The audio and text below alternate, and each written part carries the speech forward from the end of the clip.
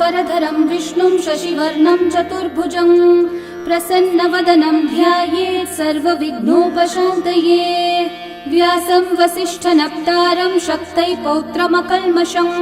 पराशरात्मजं वन्दे शुकतातं तपोनिधिं। व्यासाय विष्णुरूपाय व्यासरूपाय विष्णवे नमो वै ब्रह्मनिधये वासिष्ठाय नमो नमः। अविकाराय शुद्धाय नित्याय परमात्मने सदैकरूपरूपाय विष्णवे सर्वजिष्णवे यस्य स्मरणमात्रेण जन्म संसारबन्धनात् विमुच्यते नमस्तस्मै विष्णवे प्रभविष्णवे। ॐ नमो विष्णवे प्रभविष्णवे। श्रीवैशम्पायनोवाच श्रुत्वा धर्मानशेषेण पावनानि च सर्वशः युधिष्ठिरः शान्तनवं पुनरेवाभ्यभाषत। युधिष्ठिर उवाच किमेकं दैवतं लोके किं वाप्येकं परायणं स्तुवन्तः कं कमर्चन्तः प्राप्नुयुर्मानवा शुभम्। को धर्मः सर्वधर्माणां भवतः परमो मतः किं जपन्मुच्यते जन्तुर्जन्म संसारबन्धनात्। श्रीभीष्म उवाच जगत्प्रभुं देवदेवम् अनन्तं पुरुषोत्तमं स्तुवन्नाम सहस्रेण पुरुषस्तततोत्थितः तमेव चार्चयन् नित्यं भक्त्या पुरुषम् अव्ययम् ध्यायन् स्तुवन्नमस्यं च यजमानस्तमेव च। अनादिनिधनं विष्णुं सर्वलोकमहेश्वरं लोकाध्यक्षं स्तुवन्नित्यं सर्वदुःखातिगो भवेत्। ब्रह्मण्यं सर्वधर्मज्ञं लोकानां कीर्तिवर्धनं लोकनाथं महद्भूतं सर्वभूतभवोद्भवम्। एष मे सर्वधर्माणां धर्मोऽधिकतमो मतः यद्भक्त्या पुण्डरीकाक्षं स्तवैर्रच्चैर्नरः सदा। परमं यो महत्तेजः परमं यो महत्तपः परमं यो महद्ब्रह्म परमं यः परायणम्। पवित्राणां पवित्रं यो मङ्गलानां च मङ्गलम् देवतं देवतानां च भूतानां यो व्ययः पिता यतः सर्वाणि भूतानि भवन्त्यादियुगागमे यस्मिंश्च प्रलयं यान्ति पुनरेव युगक्षये तस्य लोकप्रधानस्य जगन्नाथस्य भूपते विष्णोर्नाम सहस्रं मे शृणु पापभयापहम्। यानि नामानि गौणानि विख्यातानि महात्मनः ऋषिभिः परिगीतानि तानि वक्ष्यामि भूतये। ऋषिर्नाम्नां सहस्रस्य वेदव्यासो महामुनिः छन्दोऽनुष्ठुप् तथा देवो भगवान् देवकीसुतः अमृतांशोद्भवो बीजं शक्तिर्देवकी नन्दनः त्रिसामा हृदयं तस्य शान्त्यर्थे विनियुज्यते। विष्णुं जिष्णुं महाविष्णुं प्रभविष्णुं महेश्वरम् अनेकरूपदैत्यान्तं नमामि पुरुषोत्तमम्। अस्य श्रीविष्णोर्दिव्यसहस्रनामस्तोत्रमहामन्त्रस्य श्रीवेदव्यासो भगवान् ऋषिः अनुष्ठुप्छन्दः श्रीमहाविष्णुः परमात्मा श्रीमन्नारायणो देवता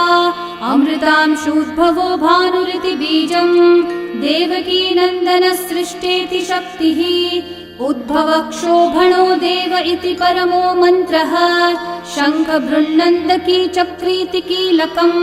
शार्ङ्गधन्वा गदाधर इति अस्त्रम् रथाङ्गपाणिरक्षोभ्य इति नेत्रम् त्रिसामा सामगः सामेति कवचम् आनन्दं परब्रह्मेति योनिः ऋतुः सुदर्शनः काल इति दिग्बन्धः श्रीविश्वरूप इति ध्यानम् श्रीमहाविष्णुः प्रीत्यर्थे सहस्रनाम जपे विनियोगः।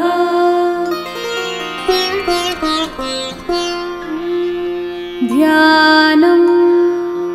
क्षीरोधन्वत् प्रदेशे शुचिमणिविलसत्सैकते मौक्तिकानां माला क्लृप्तासनस्थस्फटिकमणिनिभैर्मौक्तिकैर्मण्डिताङ्गः शुभ्रैरभ्रैरतभ्रैरुपरि विरचितैर्मुक्तपीयूषवर्षैः आनन्देन पुनीयादरिनलिनगदा शङ्खपाणिर्मुकुन्दः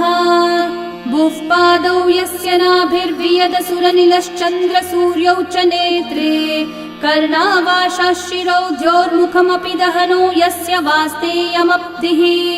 अन्तस्थं यस्य विश्वं सुरनरखगो भोगि गन्धर्वदैत्यैः चित्रं रं रम्यते तं त्रिभुवनविपुषं विष्णुमीशं नमामि। ॐ नमो भगवते वासुदेवाय। शान्ताकारं भुजगशयनं पद्मनाभं सुरेशं विश्वाधारं गगनसदृशं मेघवर्णं शुभाङ्गं लक्ष्मीकान्तं कमलनयनं योगिहृद्ध्यानगम्यं वन्दे विष्णुं भवभयहरं सर्वलोकैकनाथम् मेघश्यामं पीतकौशेयवासं श्रीवत्साङ्कं कौस्तुभोद्भासिताङ्गं पुण्योपेतं पुण्डरीकायताक्षं विष्णुं वन्दे सर्वलोकैकनाथम् नमः समस्तभूतानामादिभूताय भूभृते अनेकरूपरूपाय विष्णवे प्रभविष्णवे सशङ्खचक्रं सकिरीटकुण्डलं सपीतवस्त्रं सरसीरुहेक्षणं सहारवक्षस्थलशोभिकौस्तुभं नमामि विष्णुं शिरसा चतुर्भुजम् छायायां पारिजातस्य हेमसिंहासनोपरि आसीनमम्बुदश्याममायताक्षम् अलङ्कृतम् चन्द्राननं चतुर्बाहुं श्रीवत्साङ्कितवक्षसं रुक्मिणी सत्यभामाभ्यां सहितं कृष्णमाश्रये। ॐ विश्वं विष्णुर्वषट्कारो भूतभव्यभवत्प्रभुः भूतकृद्भूतभृद्भावो भूतात्मा भूतभावनः भूतात्मा परमात्मा च मुक्तानां परमागतिः अव्ययः पुरुषः साक्षी क्षेत्रज्ञोऽक्षर एव च योगो योगविदां नेता प्रधानः पुरुषेश्वरः नारसिंहः वपुः श्रीमान् केशवः पुरुषोत्तमः सर्वः शर्वः शिवस्थाणोर्भूतादिर्निधिरव्ययः सम्भवो भावनो भर्ता प्रभवः प्रभुरीश्वरः स्वयंभू शम्भुरादित्यः पुष्कराक्षो महास्वनः अनादिनिधनो धाता विधाता धातुरुत्तमः अप्रमेयो ऋषिकेशः पद्मनाभोऽमरः प्रभुः विश्वकर्मा मनुस्त्वष्टा स्थविष्ठस्थविरो ध्रुवः अग्राह्यः शाश्वतः कृष्णो लोहिताक्षः प्रतर्दनः प्रभुतस्त्रिककुब्धाम पवित्रं मङ्गलं परम् ईशानः प्राणदः प्राणो ज्येष्ठः श्रेष्ठः प्रजापतिः हिरण्यगर्भो भूगर्भो माधवो मधुसूदनः ईश्वरो विक्रमी धन्वी मेधावी विक्रमक्रमः अनुत्तमो दुराधर्षः कृतज्ञः कृतिरात्मवान्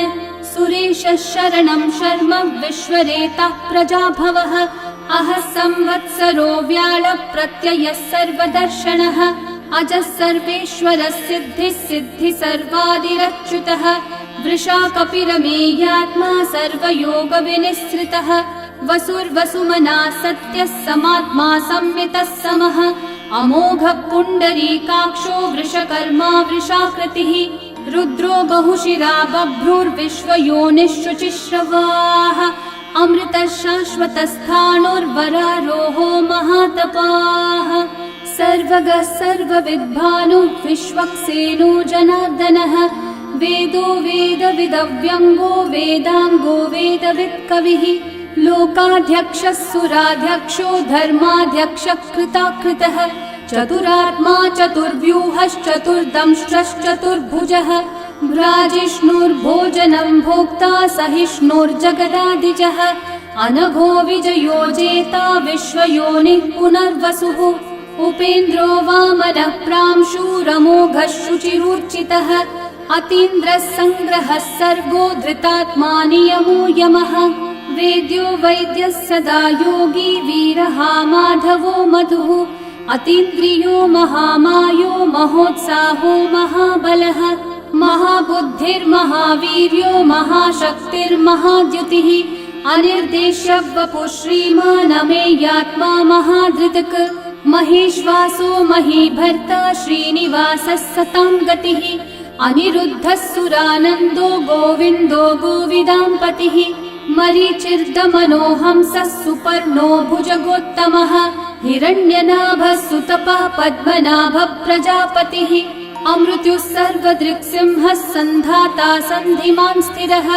अजो दुर्मशनः शास्ता विश्रुतात्मा सुरारिः गुरुर्गुरुतमो धामः सत्यः सत्यः पराक्रमः निमिषो निमिषस्रग्वी वाचस्पतिरुदारधीः अग्रणीर्ग्रामणी श्रीमान् न्यायो नेता समीरणः सहस्रमूर्धा विश्वात्मा सहस्राक्षः सहस्रपात् आवर्तनो निवृत्तात्मा संवृतः सम्प्रमर्दनः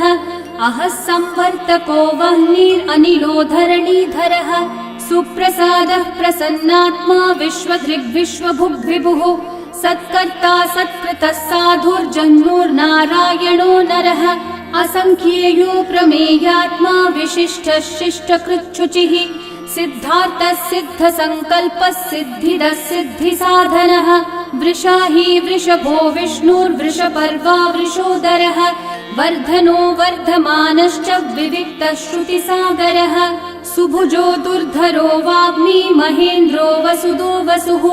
नैकरूपो बृहद्रूपः शिपिविष्टप्रकाशनः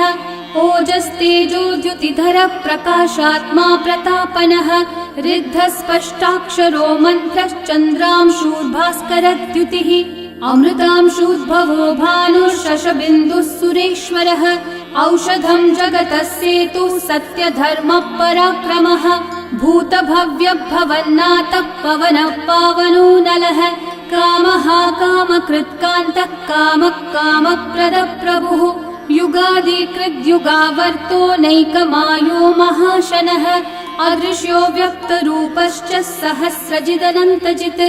इष्टो विशिष्टशिष्टेष्ठः शिखण्डी नहुषो वृषः क्रोधः क्रोधकृत्कर्ता विश्वबाहुर्महीधरः अच्युतः प्रथितः प्राणः प्राणदो वासवानुजः अपान्निधिरधिष्ठानम् अप्रमत्तः प्रतिष्ठितः स्कन्दस्कन्दद्धरो धुर्यो वरदो वायुवाहनः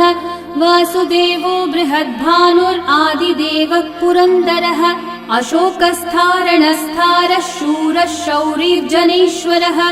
अनुकूलः शतावर्तः पद्मी पद्मनिभीक्षणः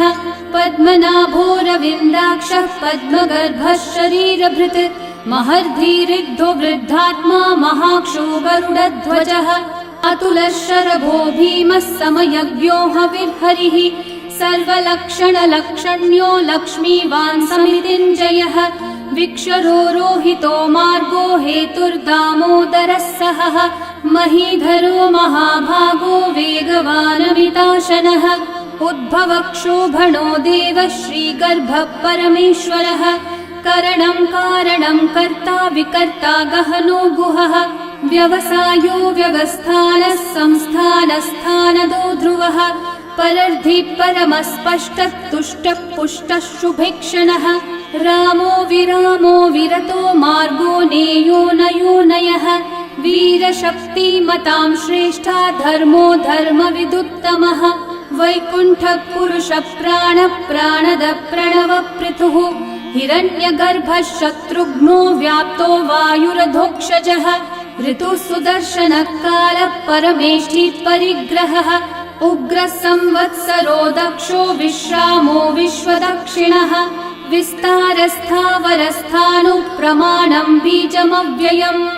अर्थोऽनर्थो महाकोशो महाभोगो महाधनः अनिर्विण्णस्थविष्ठो भूर्धर्मयूपो महामखः नक्षत्रनेमिर्नक्षत्री क्षामः समीहनः यज्ञयुज्यो महेज्यश्च क्रतुः सत्रं सताङ्गतिः सर्वदर्शी विमुक्तात्मा सर्वज्ञो ज्ञानमुत्तमम् सुव्रतः सुमुखः सूक्ष्मः सुघोषः सुखदः सुहृत् मनोहरो जितक्रोधो वीरबाहुर्विदारणः स्वापनः स्ववशो व्यापी नैकात्मा नैककर्मकृत् वत्सरो वत्सलो वत्सी रत्नगर्भो धनेश्वरः धर्मकृद्धर्मी सदसक्षरमक्षरम् अविज्ञाता सहस्रांशूर्विधाता कृतलक्षणः गभस्तिनेमि सत्त्वस्थः सिंहो भूतमहेश्वरः आदिदेवो महादेवो देवेशो देवभृद्गुरुः उत्तरो गोपतिर्गोप्ता ज्ञानगम्यः पुरातनः शरीरभूतभृद्भोक्ता कपीन्द्रो भूरि दक्षिणः सोमपोऽमृतपः सोमः पुरुजित्पुरुसत्तमः विनयोजयः सत्यसन्धो दाशारः सात्वतां पतिः जीवो विनयिता साक्षी मुकुन्दोऽमितविक्रमः अम्भो निधिरनन्तात्मा महोदधिशयोऽन्तकः अजो महार्हः स्वाभाव्यो जितामित्रप्रमोदनः आनन्दो नन्दनो नन्दः सत्यधर्मात्रिविक्रमः महर्षि कपिलाचार्य कृतज्ञो मेदिनीपतिः त्रिपदस्त्रिदशाध्यक्षो महाशृङ्गकृतान्तकृत् महावराहो गोविन्दः सुषेणः कनकाङ्गदी गुह्यो गभीरो गहनो गुप्तश्चक्रगदाधरः वेधास्वाङ्गोचितः कृष्णो दृढसङ्कर्षणोच्युतः वरुणो वारुणो वृक्षः पुष्कराक्षो महामनाः भगवान् भगहानन्दी वनमाली हलायुधः आदित्यो ज्योतिरादित्यः सहिष्णुर्गतिसत्तमः सुधन्वा खण्डपरशुर्दारुणो द्रविणप्रदः दिवस्पृक् सर्वदृग्व्यासो वाचस्पतिरयोनिजः त्रिसामासामगः सामन्निर्वाणम् भेषजम्भिषक् सन्न्यासकृच्छमः शान्तो निष्ठा शान्तिपरायणम् शुभाङ्गः शान्तिदः सृष्टा कुमुदः कुवलेशयः गोहितो गोपतिर्गोप्ता वृषभाक्षो वृषप्रियः अनिवर्ती निवृत्तात्मा संक्षेप्ताक्षेमकृच्छिवः श्रीवत्सवक्षा श्रीवासः श्रीपतिः श्रीमतांवरः श्रीधः श्रीशः श्रीनिवासः श्रीनिधिः श्रीविभावनः श्रीधरः श्रीकरः श्रेयः श्रीमान् लोकत्रयाश्रयः स्वक्षः स्वङ्गः शतानन्दो नन्दिर्ज्योतिर्गणेश्वरः विजितात्मा विधेयात्मा सत्कीर्तिश्चिन्न संशयः उदीर्णः सर्वतश्चक्षुरनीशः शाश्वतस्थिरः भूषयो भूषणो भूतिर्विशोकः शोकनाशनः अर्चिष्मान् अर्चितः कुम्भो विशुद्धात्मा विशोधनः अनिरुद्धो प्रतिरथ प्रद्युम्नोमितविक्रमः कालनेमी निहावीरः शौरी शूरजनेश्वरः त्रिलोकात्मा त्रिलोकेशः केशवः केशिहा हरिः कामदेवः कामपालः कामिकान्तः कृतागमः अनिर्देश्य वपुर्विष्णु वीरोऽनन्तो धनञ्जयः ब्रह्मण्यो ब्रह्मकृद् ब्रह्मा ब्रह्म ब्रह्मविवर्धनः ब्रह्मविद् ब्राह्मणो ब्रह्मी ब्रह्मज्ञो ब्राह्मणप्रियः महाकर्मो महाकर्मा महातेजा महोरगः महाक्रतुर्महायज्वा महायज्ञो महाहविः स्तव्यस्तव प्रियस्तोत्रम् स्तुतिस्तोतारणप्रियः पूर्णपूरयिता पुण्यकीर्तिरणामयः मनोजवस्तीर्थकरो वसुरेता वसुप्रदः वसुप्रदो वासुदेवो वसुर्वसुमनाहविः सद्गति सत्कृति सत्ता सद्भूति सत्परायणः शूरसेनो यदुश्रेष्ठः सन्निवासः सुयामुनः भूता वासो वासुदेवः सर्वासु निलयो नलः दर्पः दर्पदो दृप्तो दुर्धरोऽथा पराजितः विश्वमूर्तिर्महामूर्तिर्दीप्तमूर्तिरमूर्तिमान् अनेकमूर्तिरव्यक्तः शतमूर्तिः शताननः एकोनैकः स वः किं यतत्पदमनुत्तमम् लोकबन्धुर्लोकनाथो माधवो भक्तवत्सलः सुवर्णवर्णो हेमाङ्गो वराङ्गश्चन्दनाङ्गदे वीरः विषमः शून्यो घृताशीरशलश्चलः अमानीमानदो मान्यो लोकस्वामी त्रिलोकधृक् सुमेधा मेधजो धन्यः सत्यमेधाधराधरः तेजो वृषो द्युतिधरः सर्वशस्त्रभृतांवरः प्रग्रहो निग्रहो व्यग्रो नैकः शृङ्गो गदाग्रजः चतुर्मूर्तिश्चतुर्बाहुश्चतुर्व्यूहश्चतुर्गतिः चतुरात्मा चतुर्भावश्चतुर्वेदविदेकपात् समावर्तो निर्वृत्तात्मा दुर्जयो दुरतिक्रमः दुर्लभो दुर्गमो दुर्गो दुरावासो दुरारिहा शुभांगो लोकसारंगः सुतन्तुस्तन्तुवर्धनः इन्द्रकर्मा महाकर्मा कृतकर्मा कृतागमः उद्भवः सुन्दर सुन्दो रत्ननाभः सुलोचनः अर्को वाजस्सनः शृङ्गी जयन्तः सर्वविजयी सुवर्णबिन्दुरक्षोभ्यः सर्ववागीश्वरेश्वरः महाहृदो महागर्तो महाभूतो महानिधिः कुमुदकुन्दरः कुन्दपर्जन्यः पावनो निलः अमृताशोऽमृतवपुः सर्वज्ञः सर्वतोमुखः सुलभः सुव्रतः सिद्धः शत्रुजिच्छत्रुतापनः न्यग्रोधोदम्बरोऽश्वत्थश्चाणूरान्ध्रनिषूदनः सहस्रार्चिः सप्तजिह्वा सप्तैधा सप्तवाहनः अमूर्तिरनघोचिन्त्यो भयकृद्भयनाशनः अनुर्बृहत्कृशस्थूलो गुणभृन्निर्गुणो महान् अधृतस्वधृतस्वास्य प्राग्वंशो वंशवर्धनः भारभृत्कथितो योगी योगीशः सर्वकामदः आश्रमश्रमणः श्रामः सुपर्णो वायुवाहनः धनुर्धरो धनुर्वेदो दण्डो दमयिता दमः अपराजितः सर्वसहो नियन्ता नियमो यमः सत्त्ववान् सात्विकः सत्यः सत्यधर्मपरायणः अभिप्रायप्रियार्होर्हः प्रियकृत्प्रीतिवर्धनः विहाय स गतिर्ज्योतिः सुरचिर्हुतभुक्विभुः रविर्विरोचनः सूर्यः सविता रविलोचनः अनन्तो हुतभुग्भोक्ता सुखदो नैकजोऽग्रजः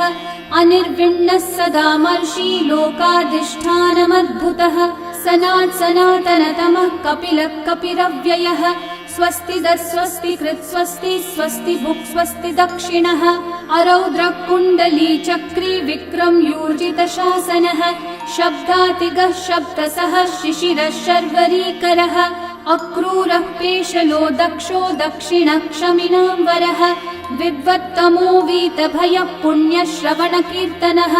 उत्तारणो दुष्कृतिः पुण्यो दुःस्वप्ननाशनः वीरः रक्षणः सन्तो जीवनः पर्यवस्थितः अनन्तरूपोऽनन्तः श्रीर्जितमन्युर्भयापहः चतुर्रश्रो गभीरात्मा विदिशो व्यादिशो दिशः अनादिर्भूर्भुवो लक्ष्मी सुवीरो रुचिराङ्गदः जननो जनजन्मादि भीमो भीमपराक्रमः आधारनिलयो धाता पुष्पहासः प्रजागरः ऊर्ध्वगः सत्पथाचारः प्राणदः प्रणवप्पणः प्रमाणं प्राणनिलयं प्राणभृत् प्राणजीवनः तत्त्वं तत्त्वविदेकात्मा जन्म मृत्युजरातिगः भूर्भुवः स्वस्तरुस्तारः सविता प्रपितामहः यज्ञो यज्ञपतिर्यज्वा यज्ञाङ्गो यज्ञवाहनः यज्ञभृद्यज्ञकृद्यज्ञी यज्ञभुग्यज्ञसाधनः यज्ञातकृद्यज्ञगुह्यामन्नमन्नादयेव च आत्मयोनिः स्वयं जातो वैखानः सामगायनः देवकीनन्दनः सृष्टा शितीशः पापनाशनः शङ्खवृन्नन्दकी चक्री शार्ङ्गधन्वा गदाधरः रथाङ्गपाणिरक्षोभ्यः सर्वप्रहरणायुधः सर्वप्रहरणायुध ॐ नम इति वनमाली गदी शार्ङ्गी शङ्खी चक्री च नन्दकी श्रीमान्नारायणो विष्णुर्वासुदेवोऽभिरक्षतु वनमाली गदी शार्ङ्गी शङ्खी चक्री च नन्दकी श्रीमान्नारायणो विष्णुर्वासुदेवोऽभिरक्षतु वनमाली गदी शार्ङ्गी शङ्खी चक्री च नन्दकी श्रीमान्नारायणो विष्णुर्वासुदेवोऽभिरक्षतु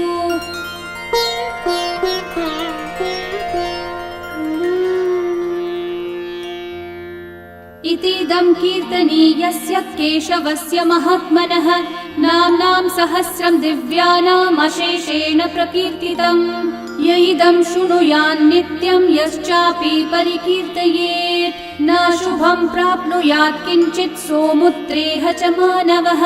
वेदान्तगो ब्राह्मणः स्यात् क्षत्रियो विजयी भवेत् वैश्यो धनसमृद्धः स्यात् शूद्रः सुखमवाप्नुयात् धर्मार्थी प्राप्नुयात् धर्मम् अर्थार्थी चार्थमाप्नुयात् कामानवाप्नुयात् कामी प्रजार्थी चाप्नुयात् प्रजाम् भक्तिमान् यः सदोत्थाय शुचिस्तद्गतमानसः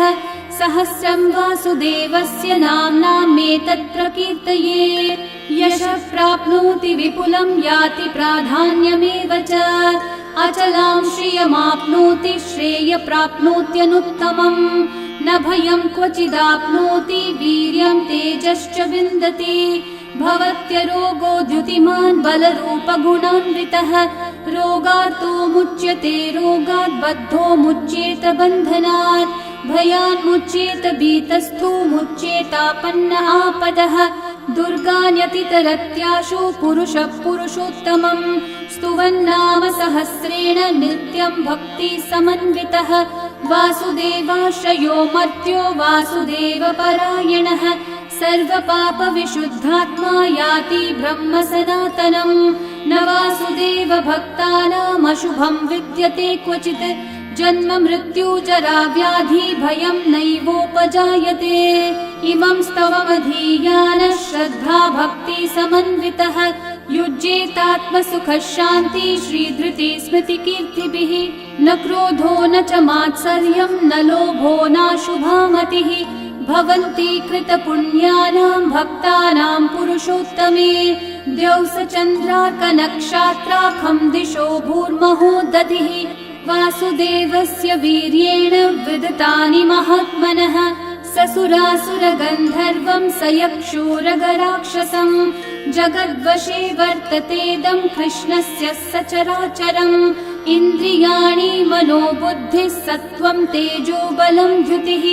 वासुदेवात्मकन्याहुः क्षेत्रं क्षेत्रज्ञ एव च सर्वागमानामाचार प्रथमं परिकल्पते आचार प्रभवो धर्मो धर्मस्य प्रभुरच्युतः ऋषयः पितरो देवा महाभूतानि धातवः जङ्गमाजङ्गमं चेदं जगन्नारायणोद्भवम् योगो ज्ञानं तथा साङ्ख्यं विद्या शिल्पादिकर्म च वेदाशास्त्राणि विज्ञानम् एतत् सर्वं जनार्दनात् एको विष्णुर्महद्भूतं पृथक् भूतान्यनेकशः त्रीन् लोकान् व्याप्य भूतात्मा भुङ्क्ते विश्वभुगव्ययः इमं स्तवं भगवतो विष्णोर्व्यासेन कीर्तितम् पठ्येद्य इच्छेत् पुरुषः श्रेय प्राप्तुं सुखानि च विश्वेश्वरमजं देवं जगतः प्रभुमव्ययम् भजन्ति ये पुष्कराक्षं न ते यान्ति पराभवम् न ते यान्ति पराभवम् ॐ नमः इति अर्जुनोवाच पद्मपत्रविशालाक्ष पद्मनाभः सुरोत्तम भक्तानामनुरक्तानां त्राता भव जनार्दन श्रीभगवानुवाच यो मां नाम सहस्रेण स्तोतुमिच्छति पाण्डव सोऽहमेकेन श्लोकेन स्तुत एव न संशयः स्तुत एव न संशय ॐ नमः इति व्यास उवाच वासनाद् वासुदेवस्य वासितं भुवनत्रयम् सर्वभूतनिवासोऽसि वासुदेव नमोऽस्तु ते श्रीवासुदेव नमोऽस्तु ॐ नमः इति पार्वत्योवाच केनोपायेन लघुना विष्णोर्नाम सहस्रकम् पठ्यते पण्डितेर्नित्यं श्रोतुमिच्छाम्यहं प्रभो ईश्वरोवाच श्रीराम राम रामेति रमे रामे मनोरमे सहस्रनाम तत्तुल्यं राम नाम वरानने श्रीराम राम रामेति रमे रामे मनोरमे सहस्रनाम तत्तुल्यं राम नाम वरानने श्रीराम राम रामेति रमे रामे मनोरमे सहस्रनाम तत्तुल्यं राम नाम वरानने श्रीराम नाम वरानन ॐ नमः इति ब्रह्मोवाच नमोऽस्त्वनन्ताय सहस्रमूर्तये सहस्रपादाक्षि शिरोरुबाहवे सहस्रनाम्ने पुरुषाय शाश्वते सहस्रकोटियुगधारिणे नमः। सहस्रकोटियुगधारिण ॐ नम इति। सञ्जय उवाच यत्र योगेश्वर कृष्णो यत्र पार्थो धनुर्धरः तत्र श्रीर्विजयो भूतिर्ध्रुवा नीतिर्मतिर्मम। श्रीभगवानुवाच अनन्याश्चिन्तयन्तो मा ये जनाः पर्युपासते तेषां नित्याभियुक्तानां योगक्षेमं वहाम्यहम्। परित्राणाय साधूनां विनाशाय च दुष्कृतां धर्म संस्थापनार्थाय सम्भवामि युगे युगे। आर्ता विषण्णा शिथिलाश्च भीता घोरेषु च व्याधिषु वर्तमानाः संकीर्त्य नारायण शब्दमात्रं विमुक्तदुःखा सुखिनो भवन्तु। कायेन वाचा मनसैन्द्रियैर्वा बुद्ध्यात्मना वा प्रकृते स्वभावात् करोमि यद्यत् सकलं परस्मै नारायणायेति समर्पयामि। श्रीविष्णु सहस्रनाम स्तोत्रं सम्पूर्णम्।